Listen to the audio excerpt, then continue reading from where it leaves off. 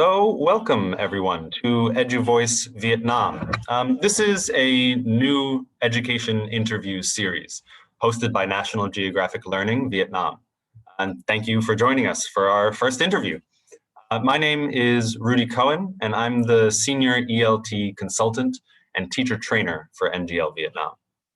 Our purpose with this program is to discuss and explore topics relevant to educators in Vietnam by interviewing members of our community who can provide insight or their expertise on our topic of the day. We hope to help build awareness and connections between different parts of our community. And there are many parts of our community, from government schools to private language schools, bilingual primary and secondary schools, international schools, and universities across the country have all expressed interest in this initiative. And for those of you joining us, you guys are joining us from all of these different places and from places across Vietnam. We really look forward to continuing to work together and help to build bridges between these different groups. So every month, we'll be focused on a single topic and invite a guest with relevant experience to help us explore it. The feedback and response we've gotten from the community been really exciting. And I was particularly impressed with the quantity and the quality of questions we received on our topic from the community, from you guys. We had nearly 450 people registered to watch today, and many of you had ideas or concerns to share with us about this topic.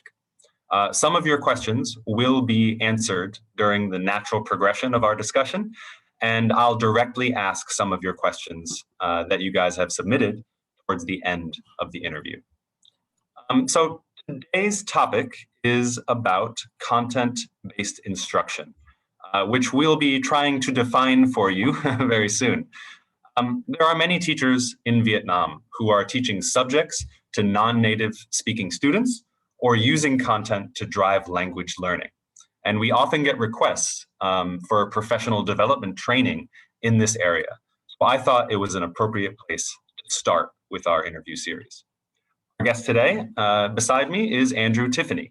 He's a teacher trainer for National Geographic Learning in Asia. And Andrew has over 25 years of teaching experience, 15 of those focused on teaching and teacher training in Asia.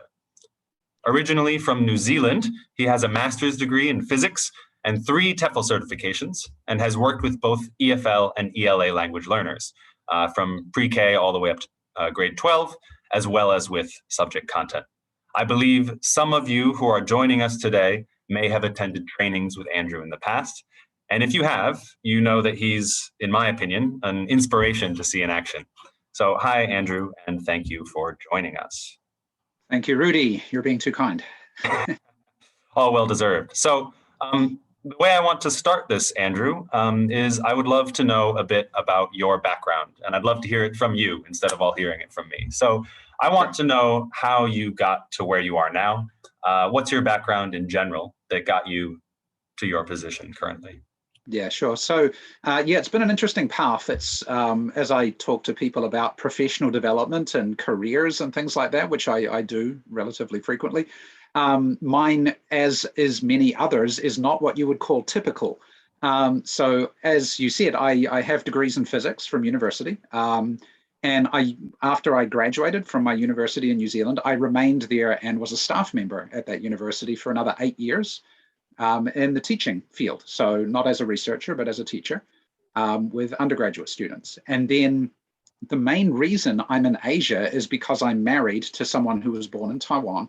And so I moved to Asia to be with the rest of her family a few years after we got married. And when I was here, it was like, okay, I started doing some physics work, but then I kind of went back to teaching work that I was doing. So away from research and back into teaching, started teaching younger students English, was asked to do teacher training as well along the way. And then things kind of went from there. So I've had a lot of different jobs over the years.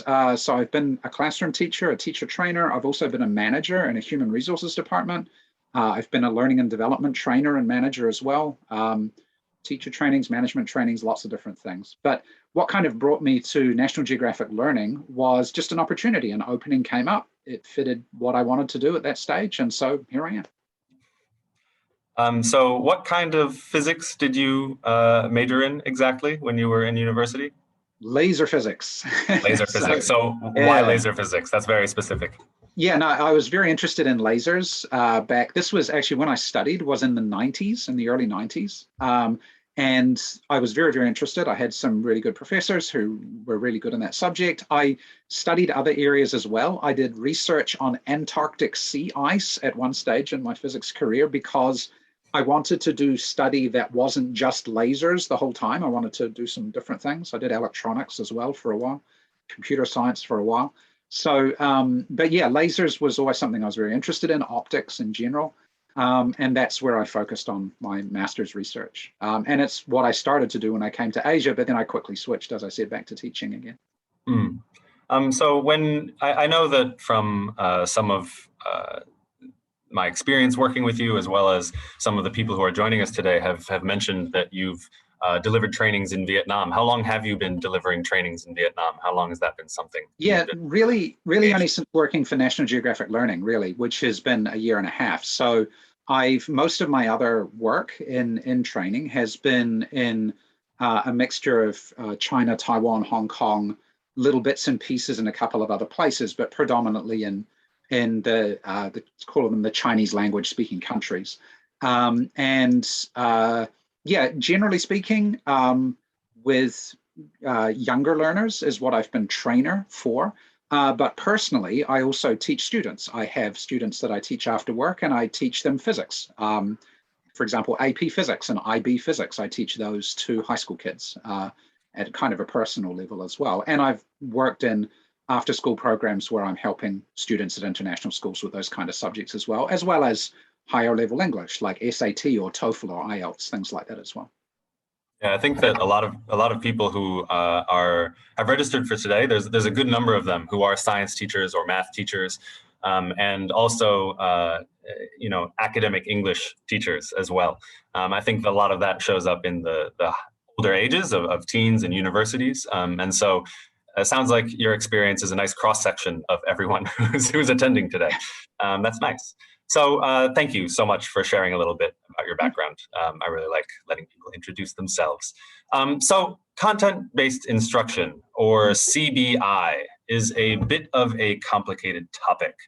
Um, in doing my research for this, I found that there is a lot of disagreement, or at least not consensus, Yeah. about what it is exactly.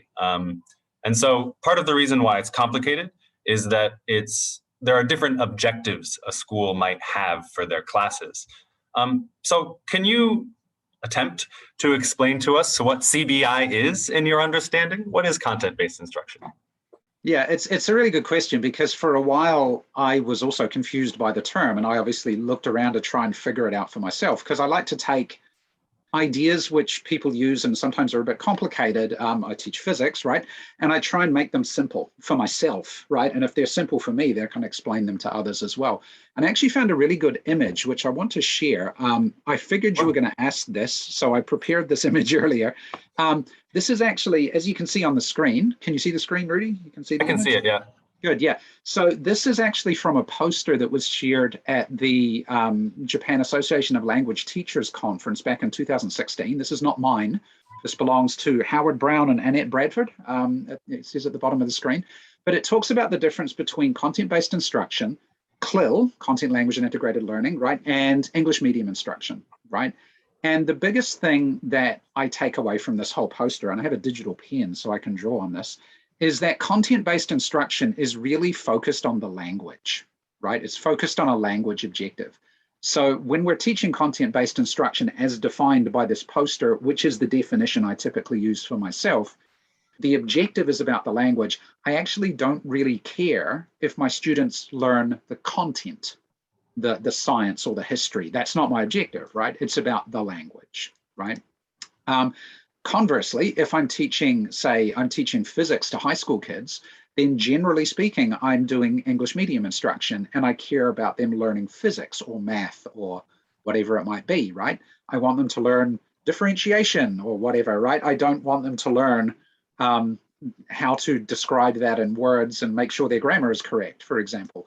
So here the focus is really on content. And in CLIL, as Howard and Annette have defined it, is the middle ground, right? Where you balance those two learning objectives, right? So when sometimes I'm teaching CLIL, where I'm teaching mainly the content, but I also have to introduce a lot of new vocabulary so people understand that content. So in one way of defining that, you might call that like hard CLIL, right? I'm CLIL towards the content side of the equation, right? Whereas other times I might be really focusing on the English, but it would be nice for my students to say, learn about the water cycle. And so then maybe I'm doing soft CLIL, where really it's about the language, but let me introduce them to these ideas out in the real world at the same time, right? So this is the way I think about it, is content-based instruction is focused really on the language, and the content is a vehicle, but it's not the purpose, right? The content makes it interesting, but it's not the purpose of why we're teaching it, right? So it seems like this is a spectrum of kind of ways of talking about the balance between what you're using as the vehicle, as you said, versus teaching language. I think that for all of us, for English language teaching, which is my background, that using compelling content is part of getting students motivated, getting them engaged, getting them kind of learning. But for the English medium instruction, there's still teaching language at the same time, right? They're still they have to grapple with that at the same time. So is it just the assessment? Because it sounds like the main difference between them is the objectives, the assessment, exactly what we're testing them on at the end. Do you think that's accurate, or is there a bigger difference about what happens in the classroom? Yeah, I think it's a good question, right? Because what is an objective, right? And that again is like in my own head, what do I think of as the objective? And it's again, like you said, it ties to what I'm trying to assess. What do I want my students to be able to do at the end of a lesson? But it doesn't matter whether I'm teaching English to 5-year-olds or physics and math to 18-year-olds. My process for educating someone is pretty similar, right? In terms of laying a foundation of the things they need to know, right? Which can maybe just involve a lot of presentation. But then as we go through that, the students get more active in terms of actually doing things, right? To the point where as the lesson progresses, I'm moving from a very teacher-led situation to a much more student-centered or student like peer work or individual work kind of situation. And that teaching process doesn't really have to change, in my opinion, between different subjects or different age groups. But obviously managing it and the pace at which you can go through those things depends, right, for different students. But if I'm teaching, and I've kind of done this actually, where I've gone straight from teaching a young learner's English class to teaching high school physics, like walk out of one class, go to the other kind of thing. And it's like sometimes I'm like, whoops, okay, I've got to remember you're older. But apart from that, the process I'm going through to do the teaching and having it be effective is still kind of the same, right? So methodologies and approaches and things like that may vary a little, and objectives, yes, are very different, but teaching is still teaching in my feeling about how I do it, at least, right? Okay, no, I like that. And I think a lot of the questions people had today were about kind of teasing out the distinctions between these things. So thank you for that detailed answer. I think that really helped. So what do you think, in terms of kind of, feel free to approach this from the EMI direction, in your experience teaching physics, or from the opposite end, the more content-based instruction. It's a whole spectrum, so who are we to decide whether it's all one or the other? What do you think are some of the benefits of students learning a subject through a content-based approach? Yeah, I think for that one, it's maybe focus more on the content-based instruction side, because the reason I would say that is if you're in an EMI class, you know that you're there to learn a subject and your focus is pretty much just that subject. I could expand on that with a couple of different examples later, but let's pop back to the CBI side for a moment. But I think there is a clear difference when you look at, say, language instruction, English instruction, or whatever language we're doing, for example, that is content-based versus something that is not. When you think of, if you can easily teach English and reading, for example, using words that make sentences that maybe tell a story, but there's no real content to hold on to there. There's nothing to really absorb in greater detail, right? And it's very easy to create something that lacks good context, right? It's easy to write a bad book, right? But when you have, or a bad story, if you're trying to be a novelist, right? But when you have good content that fits a good context and provides a good purpose for wanting to learn something, right? Then that's when content-based instruction really starts to make a difference on engagement with students, for example, right? So an example, right? We often talk in education or teacher trainings and things like that about teaching students what they like to, what they do in their own world, use that in the classroom. So if your students love basketball and you're teaching math, right, then try and do lots of examples that use basketball as examples for statistics or averages or whatever it might be, right? And if you're doing English, for example, then a similar thing applies. You want to use situations that are real and interesting for the students, right? So, for example, low-level class, you might be talking about homes or housing, right? Let's use examples and content that is similar to what the students experience in their real world. Let's not use a typical, say, New Zealand house, which doesn't look like anything like, say, what a Vietnamese house looks like, right?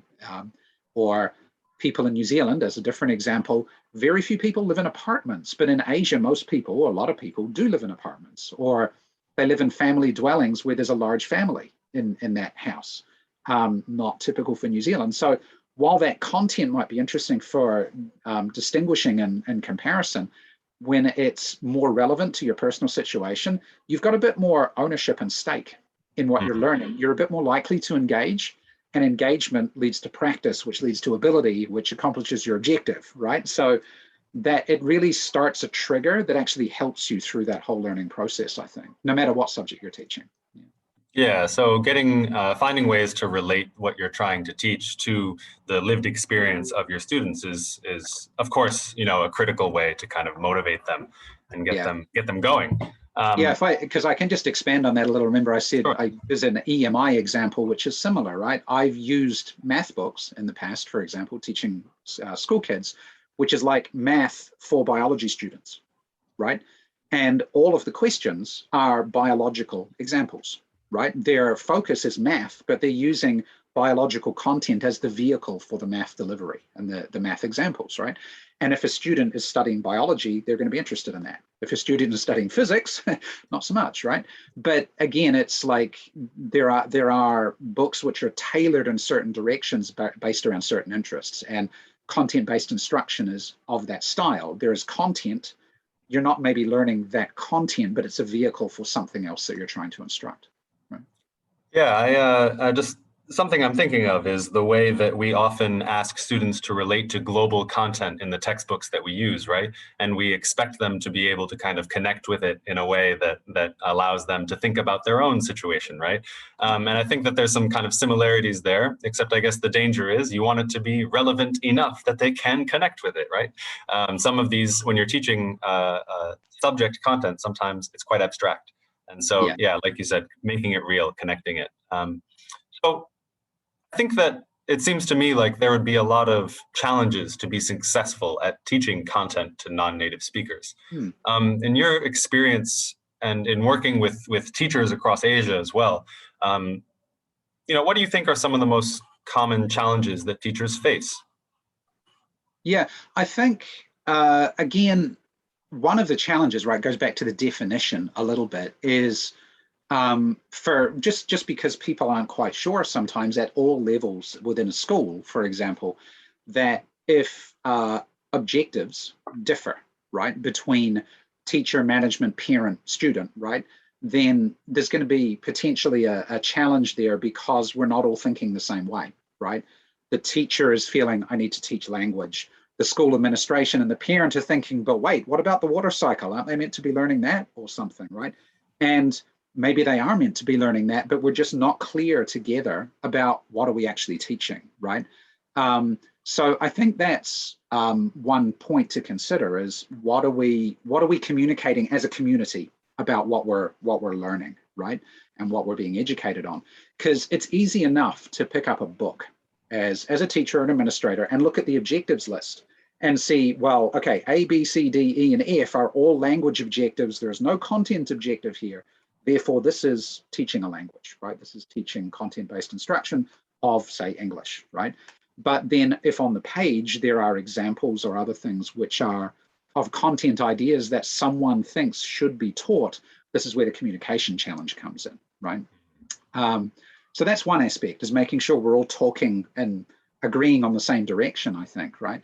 Another one is just if content points come up, or as happens to me a lot, people ask questions, especially students ask questions, right?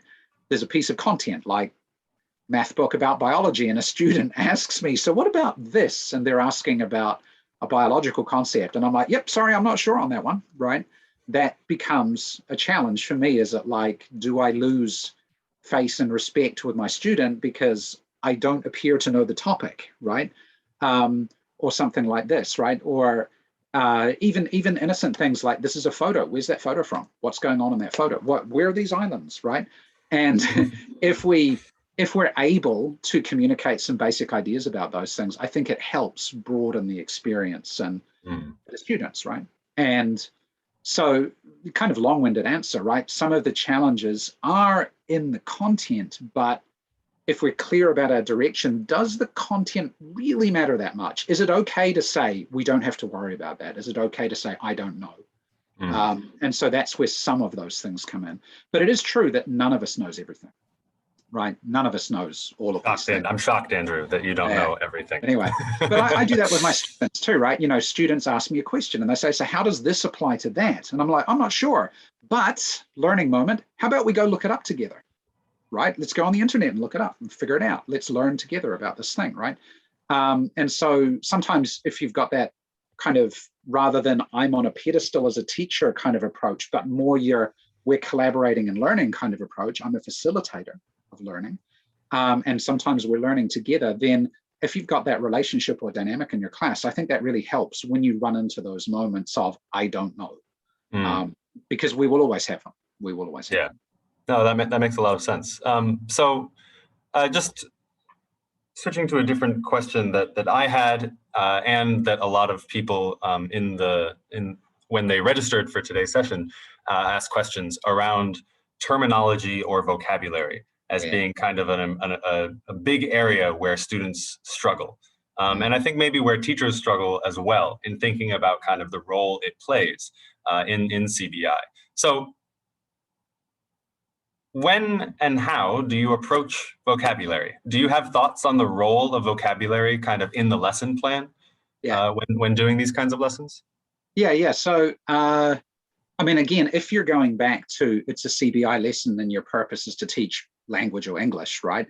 Then it's a foundational part. Vocabulary is one of the things you're teaching, along with grammar and reading and writing and these sorts of things, right?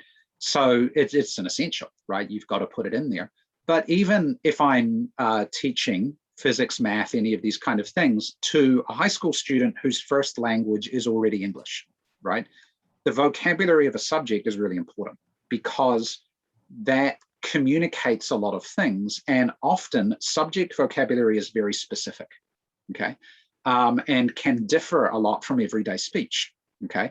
So let's have the EMI side and the CBI side a little bit, right? So if I just, on the EMI side for a second, if I'm teaching physics or something like that, there is a specific definition of a force in physics, right? There is a specific definition of, well, here's a different one, right? A lot of you have probably, in English, you may have heard this term and you may think you know what it means. What is a centrifugal force?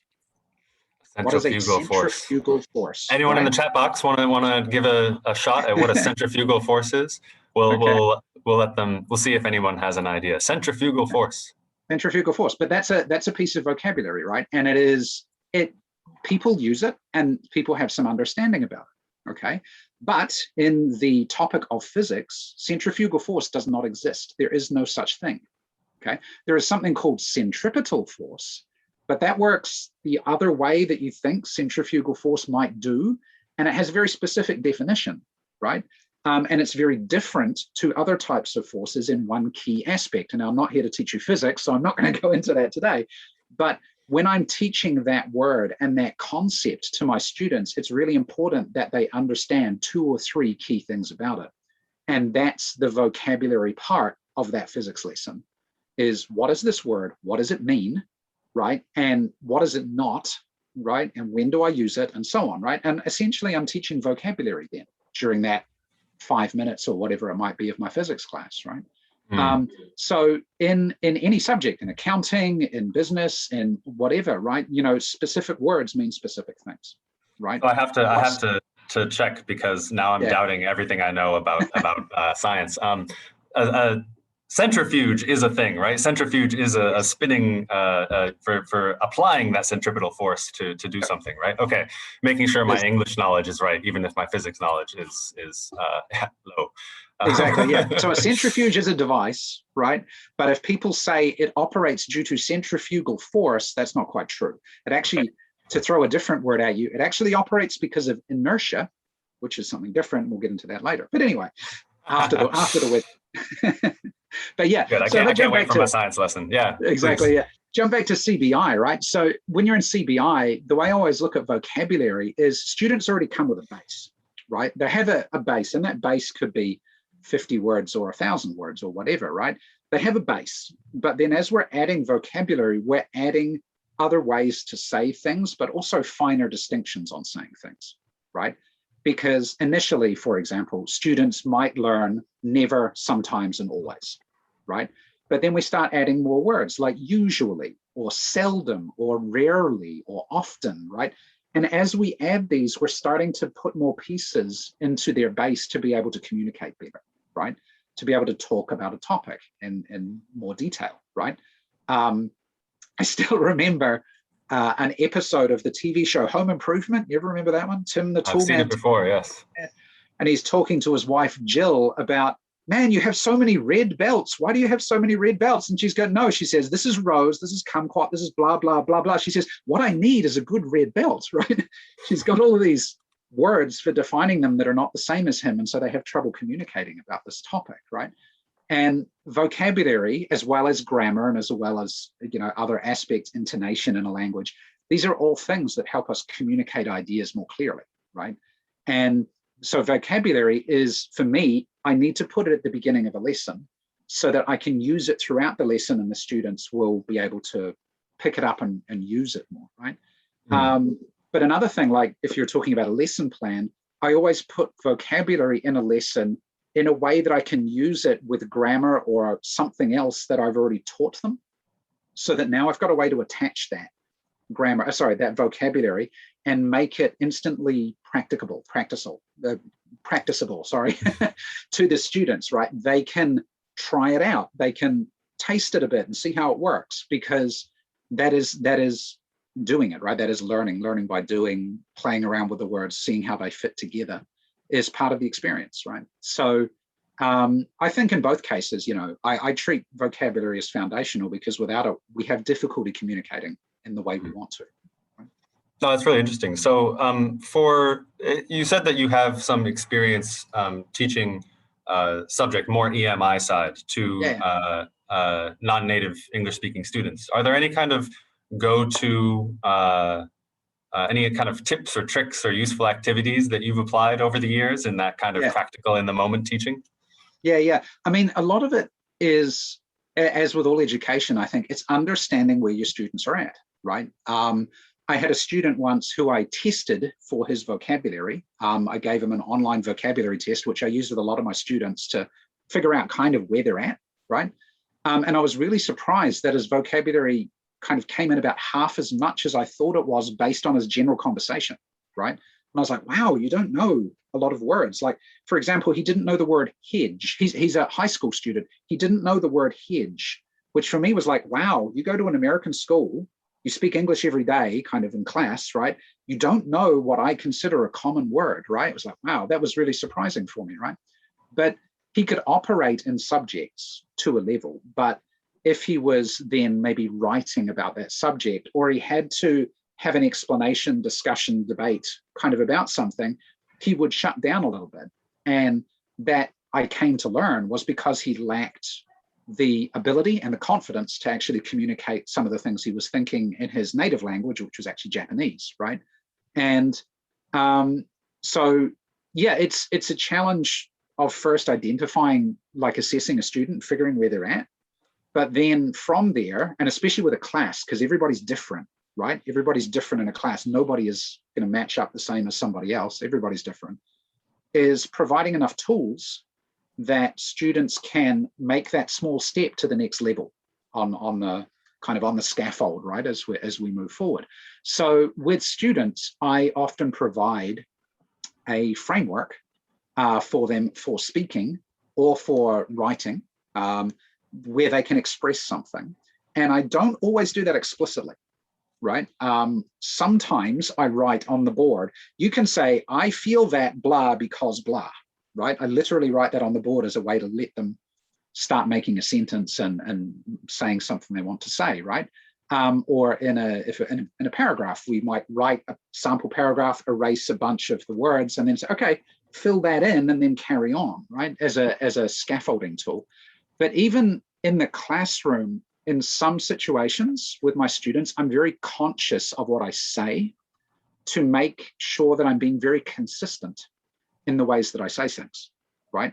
So again, orally, I might say, it works this way, or describe, because blah, blah, blah. And I'm always using that same structure or that same pattern. And because my students are hearing it all the time, they know that, oh, I just say that, or they automatically kind of follow along with that structure. And I find that to be really useful.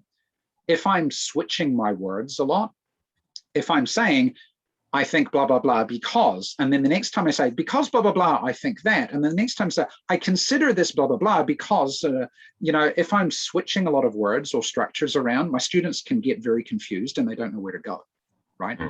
So to provide that language support for my students, then I think offering lots of repetitive structures is one way to start, but obviously over time you want to expand on that and offer them other ways to say the same thing. Right? Does that kind of answer the question? That's really useful. Thank you. Yeah. And that makes me want to jump into some of our questions from our listeners today, actually. Yeah. So two kind of very related questions. One from Win Pham from the Center for Foreign Languages in Kanta University. She asked, how is content-based learning applied with mixed level students in large size classes? Which I think a lot of people in Vietnam have very large size classes, right? And a very similar question from Yim Win Le Toi in Ung Te Vinh High School in Ho Chi Minh City. What activities can be used in a class with too many students, about 45 students, who have various needs? So these are just two examples. There were a lot of others that were very similar to these two questions. So when you're dealing with big classes or mixed level students, is there any way in particular that any advice you would give to teachers about how to approach that kind of situation? Yeah. No, it's good. And this happens no matter what you're teaching, right? I mean, and the question about too big, right? We'll get back to that in a second. But again, as I said earlier, I try and simplify ideas down, not to make them so simple that they're useless, right? But what I like to do is separate this into two pieces. One is different levels of students in a class, because that can happen even if you've only got 2 students in your class. And then the idea of a large class, or what you consider a large class and what you do with them, right? So when it comes to instructing students at different levels, like I said, I think one point is assessment and knowing where your students are at. That's a beginning point, right? But I try to offer students an opportunity to contribute or to work in the area that's at their level +1, as you might say in the scaffolding idea, right? Is like, I've done this a lot with students where I will literally expect different outcomes, different performance on a task from different students, and I let them know that, right? It's like, Jimmy, can you tell me what is blah, blah, blah, blah, blah, right? And Jimmy gives me a short answer because it's a what question, right? It's not too hard. But then I go to Sam and I'm like, Sam, can you tell me why blah, blah, blah, blah, blah, blah, blah? And Sam then has to give me, a whole bunch more sentences, and she gives me five sentences in a paragraph about why this happens. And I know where my students are at, right? I know enough to know that this is appropriate for Jimmy, whereas Sam, she can handle this material differently. And I put that task in front of her. Because for all of our students, I know in schools, this is the challenge, right? We all have these benchmarks. I'm going to use the line at the top of the water level here, right? Slightly above your head, right? Slightly yeah, above there, your head. that water level there, right? Yeah, that's where we want people to reach, right? But I can't take a student from here and jump them straight to that level, right? And I can't even necessarily do it on a timeline according to some kind of outside standard, whatever, right? But what I can do is I can move my student forward one step in today's lesson, and then next lesson they can go to here. And yes, Sam and Jimmy might reach this level up here at completely different times, but at the end of the day, they're both making progress towards that. And I know education, we could talk for days about this topic. What's the history of education? Why do we have schools the way we do? Why did schools develop that way? And why are the objectives in schools the way they are?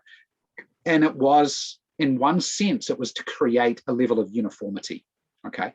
But I've heard someone say this, and I've borrowed this phrase from them. We can't always guarantee equal outcome, but we can always provide equal opportunity, right? So when not all of our students are always going to reach a level way up here somewhere, right?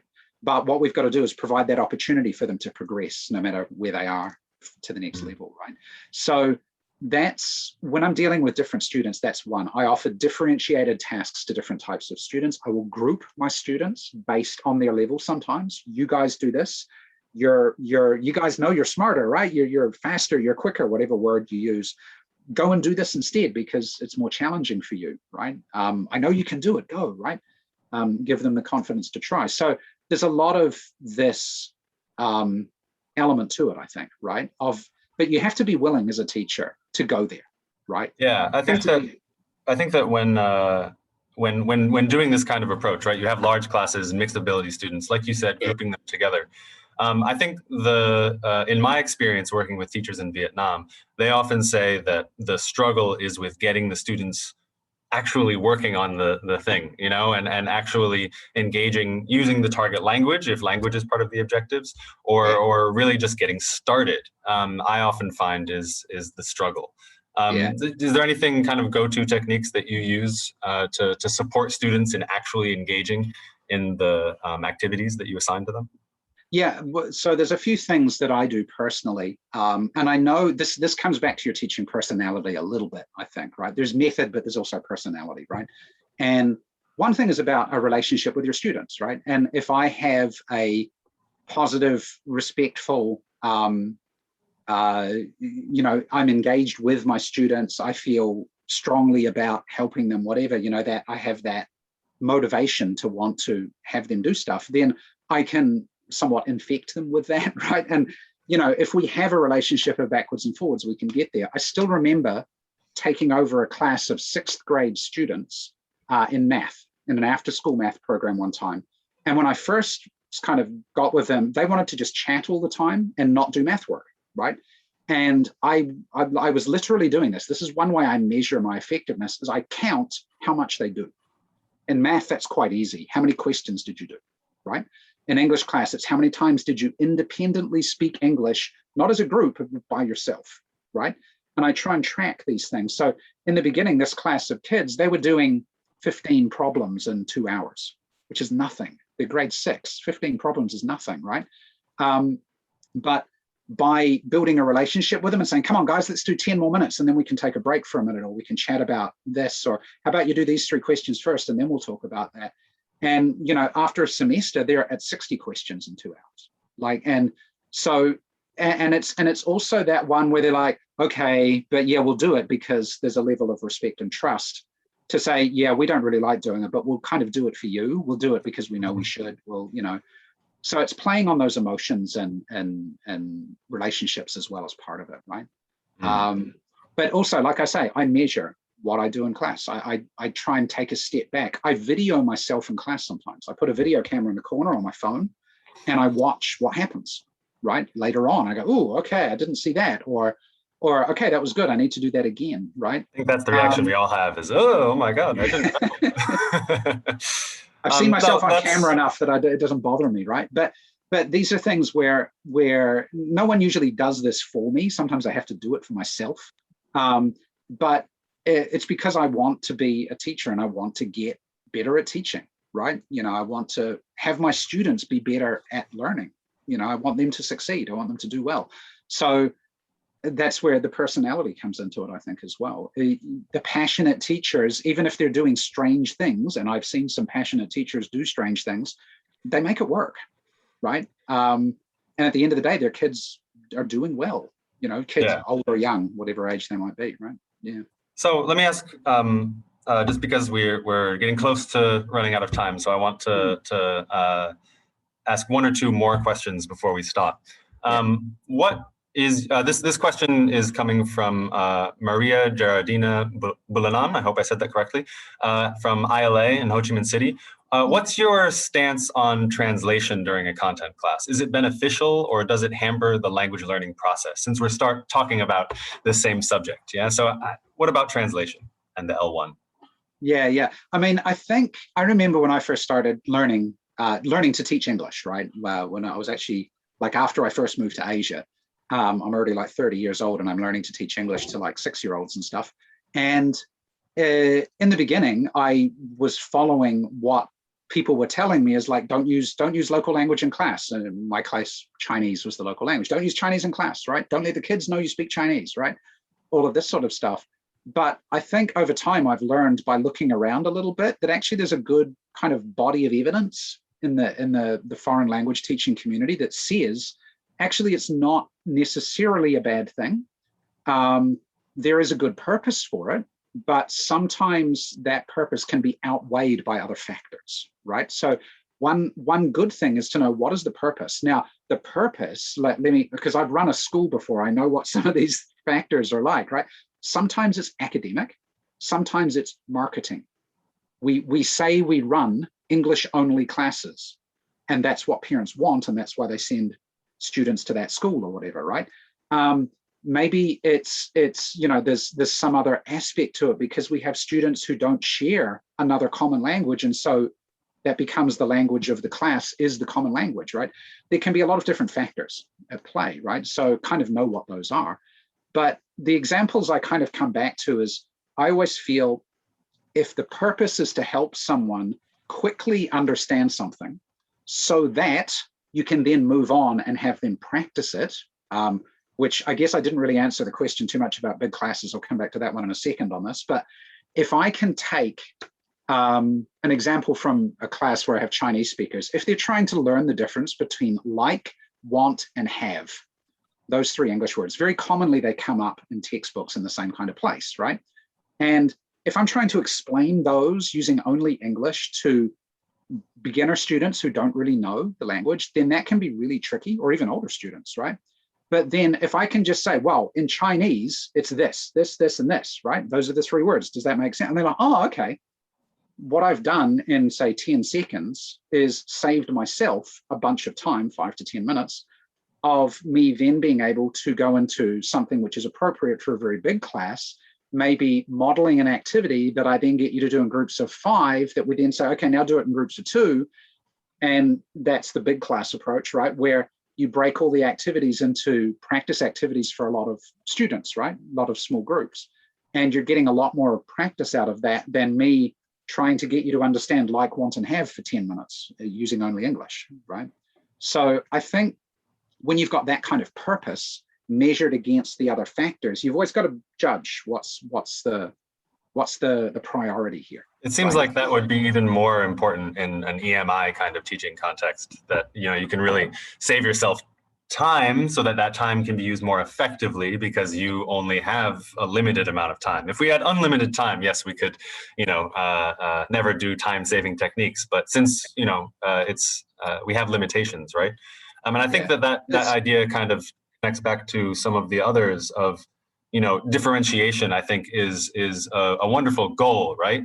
But we don't always have the time or the support necessarily to be able to do it to the nth degree, right? And so we can just do the best we can with the time we have, or the resources we have, I suppose. Yeah, it's partly about being realistic, right? Like, what can I do in the next 30 minutes or the next hour? with these group of students, right?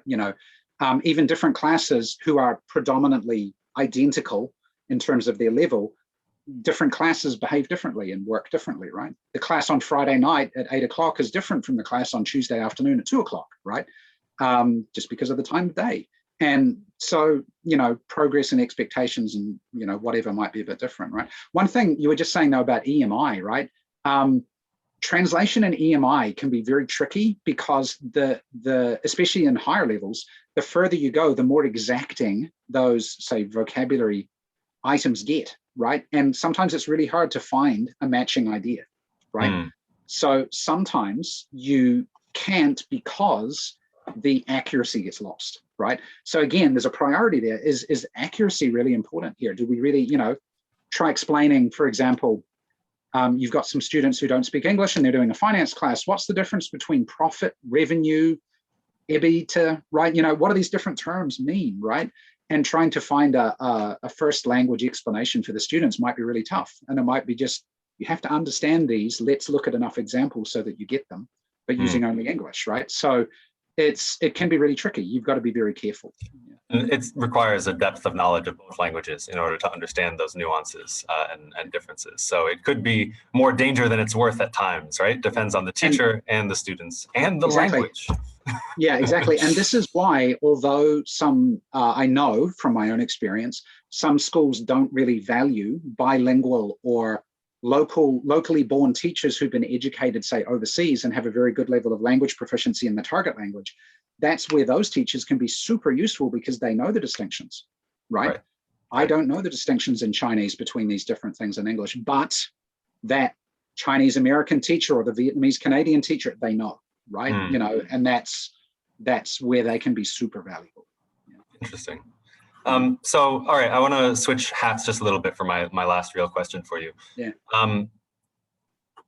What kind of, coming from the point of view of kind of admin or teacher managers or people who are helping kind of make decisions about these programs or support their teachers, what do you think is most effective in helping teachers reach their objectives? What can schools or publishers do to support teachers? Yeah, well, so one, going back right to the beginning, right, is be clear about what the objective is. That's always a good start, right? And so communication, right, is key. So yeah, like knowing which direction we're going, right? And I don't just mean in a lesson, but I mean as because a lot of teachers, they're in organizations, right? So be it a publicly funded university, which is run by the Ministry of Education or whatever, or a privately run, school of some description, right? Or anything in between. And it's what are the objectives of this organization, as well as what are the objectives that happen in the classroom. We need to know both of those things. Teachers in classes, in almost all cases, even if you don't think you work in a profit organization, teachers are the main tool and vehicle for how stuff gets done, right, in education. And if the tool is not operating in the way you want it to, then you're not going to get the outcome that you want at the end of the day. If the machine is broken, right, or running faulty, or punching 3 holes instead of 4, you're not going to get the result you want, right? So that's one. But the other one is letting people get skilled. I heard someone say this the other day, actually, where teaching is interestingly regarded as one of the professions where we expect people to be really good on their first day of work, right? Where we expect them to be good teachers on day one. And that's different to most other professions, right? We don't expect doctors to be great surgeons on day one, right? But often there's this expectation that teachers will be good on day one, right? And it takes time for teachers to develop. And the question is, what are those ways of developing? And some of it does need to be self-learned or self-absorbed, right? You need to try stuff out as a teacher and see what works for you and see what doesn't. You need some feedback from people, right? And also, I think you just need models you can follow, right? Going back to a doctor, they do internships and what do they call it? Forgotten the name. Residency, that's the one. Yeah, where basically they're shadowing and watching other people, or at least sharing stories with other people and learning from them. right? Right. And I think teachers do the same thing or need to do the same thing. As a teacher trainer, I probably learned more about teaching than I did as a teacher, for the sole reason that when I was doing teacher training, I would give teachers model lessons to do, right? And even if they're teaching supposedly a 4-year-old student to a group of 30-year-olds who are sitting in front of them, right? They do things and you look at it and you go, wow, that's really good. I'm going to steal that. Or, yeah, they shouldn't do that, and therefore I shouldn't do that either. So mark that one as a don't do, right, in the future. But by watching other teachers do their stuff, or even just chatting with them, we learn so many things. And I know probably there's a lot of questions today about how do you ... because teachers want to learn that stuff, right? I'm sorry we don't have days and days to talk about it, but you've got to look around, do a bit of reading, watch videos of teachers doing their stuff. Like if I recorded myself, I'm thick-skinned enough that when I said I do those recordings, I'm happy just to give them to other people and say, this might be garbage, but go take a look if you like. Up to you. You don't need to talk to me about it ever, or maybe I don't want to hear what you have to say about it, but I offer that resource to somebody else to say, there you go, have a look, right? I think those are really useful ideas, very practical ideas that schools could use, of watching each other and trying to learn from that way. Well, listen, Andrew, I think we're getting close to being out of time. So I want to, first of all, say thank you for sharing your ideas with us. This is really nice. And I want to just say a few more things before we finish. Thank you all for joining us for this EduVoice interview. It's been really, really lovely to get to hear Andrew's ideas. We recorded this session. We'll be uploading it onto our social media sites, as well as our landing page for EduVoice Vietnam. And we want to continue the conversation, and hear kind of from you and from other people in the community what they think about this topic, or maybe what they got out of the interview with Andrew, and sharing your experience with us, because part of the purpose here is to build that community of practice, not just within one school, as Andrew was talking about, but across all of Vietnam is our kind of reason for being here. And on that note, yeah, Rudy, sorry, sure, if I can just interrupt and say, I know maybe there was a few ideas that came out today that were really fast, or maybe people didn't quite pick it up, they're not quite sure. And people don't have my contact details, but I know they registered through the webinar, and if they get in touch with you, and if someone does have a burning question of like, I don't really get this, right, then feel free to pass it on to me and I'll just answer it after work or whatever. Because I want to make sure people understand, right? Yeah, of course. And we'll be having multiple spaces for sharing that kind of ideas, and finding out more. Myself and some of my colleagues will be monitoring those spaces and helping to answer questions that you guys may have. And on their website, I will be synthesizing some of the ideas we discussed today and making a blog post that addresses some more of the ideas that Andrew discussed and some more of your questions that you guys raised. So I'm sure that there are teachers out there who have further questions about content-based instruction and CLIL, and I would like to share 2 key resources with you guys that may be helpful. So the first is at National Geographic Learning, we offer a variety of teacher training resources, right? One of my favorites and the most popular is our never-ending series of webinars. You can simply search online for NGL webinars, NGL, Nat Geo Learning, and they will be the top choice. Personal tip though, if you Google NGL webinars Asia, you will find the model lessons delivered by Andrew and his team on a variety of books that we offer. So if you want to see him in action and learn further teaching techniques or ideas for online teaching activities, Andrew is a wonderful person to watch, and his colleagues are also amazing in action. So yeah, a great place to see. Secondly, and maybe more importantly, we have a relatively new resource created specifically for supporting teachers with content-based English teaching. Again, simply search online for NGL and content-based English, and you will immediately find it. So there are webinars, blogs, and a variety of links to help you dig deeper and further develop your understanding around today's topic. I encourage you, to subscribe to the monthly newsletter and stay up to date on the latest with content-based English there. That brings us to the end of our interview, Andrew. We're ending just on time. Well done. Thank you for joining us today. I'm sure that our listeners appreciate some of your thoughts on this subject. You've got some pretty deep experience working in this area, so very much appreciated. And thank you to everyone who joined us, all our listeners. Look out for invitations to next month's interview, and have a great day.